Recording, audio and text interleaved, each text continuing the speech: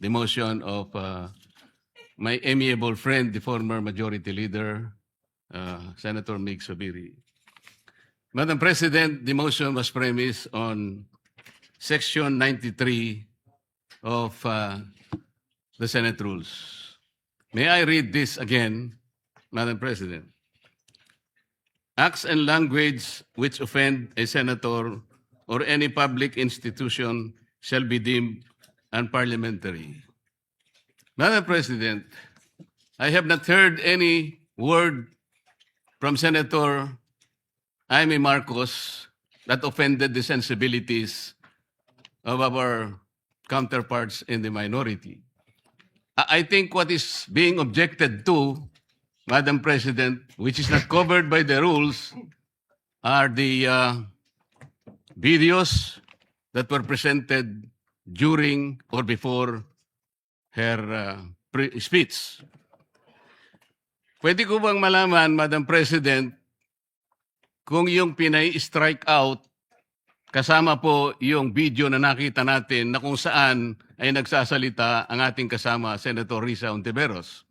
Kasi po sinabi niya, while BP Sara is in power, the threat of a full-blown Duterte comeback is still a very real and present danger. Sa akin po, walang problema yun. Opinion niya yun eh. And we have to respect that opinion. Yan po ba'y pinaalis natin? Gusto ko lang pong malaman, isa-isahin natin. Pangalawa po, nakita ko rin po yung sarili ko. Kasi po, ako'y naanyayahan sa isang television program, tinanong lang po ako, totoo po bang merong connection yung coup? Kasi po, ang tawag coup eh. Hindi naman po coup, yung karaniwang nangyayari po sa buhay ng Senado yun eh. Palitan talaga yan. Maraming beses na po yan. Ang sabi ko po, kasi kinukonekta daw nila sa impeachment. Sabi ko, hindi po siguro. Sabi ko, dahil sa ngayon, 12 kami. Hindi man kinakailangan naming mag-coup para lamang i-prostrate natin yung impeachment. Palagay ko po, hindi. Yung po bang opinion ko na yun, tatanggalin? Gusto ko lang pong malaman. Kasi po, meron pa po nga sinabi, I mean, sinungaling. Meron din po nagsabing gano'n eh. Ang ibig ko po sabihin, Madam President, ngayon po nakita natin the vibrancy of democracy in this chamber. Isa-isa po silang nagsalita lahat. Nabigyan ng pagkakataong ipaliwanag ang kanilang panig. Hindi po ba maganda ngayon na nakita ng taong bayan, nagamit nga lang po yung kanyang presentation. Pero naging daan para mapakinggan ng buong mamamayan.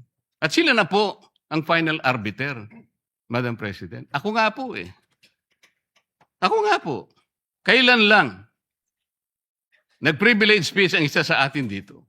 Habang nagsasalita siya, pinadaan niya ang isang slide na merong isang papel, na merong takip, at pagkatapos merong nakasulat, care of Congressman Marcoleta, 500. Isang kapirasong papel na tinakpan.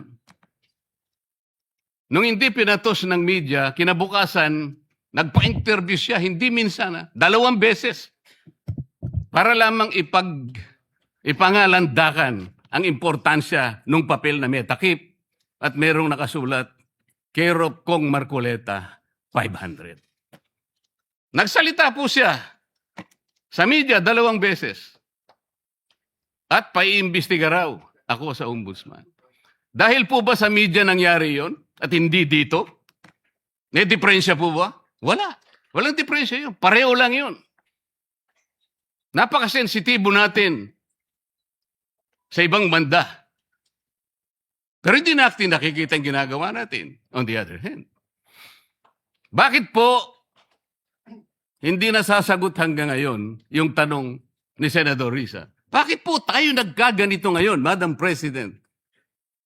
Kasi po, napigilan lang akong magtanong. Ngayon ko na po tatanong. Alam po ba ninyo kung bakit tayo nagkaganito, Madam President? Kasi po matagal ko nang sinasabi, 9 na buwan na po ang nakararaan, ngunit ayaw nating ituloy ang pag-iimbestiga sa flood control scandal.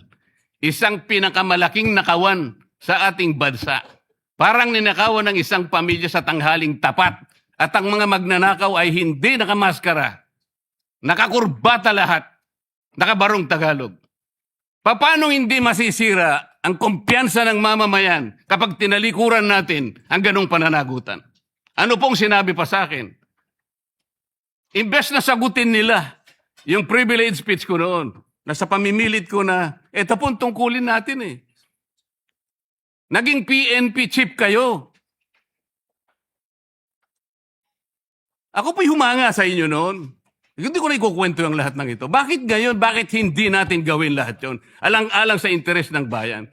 Kaya po tayo sumadsad ngayon dahil yung pananagutan na yun, pinipilit po nating pigilin. Ang dami po nating pinagtatakpan.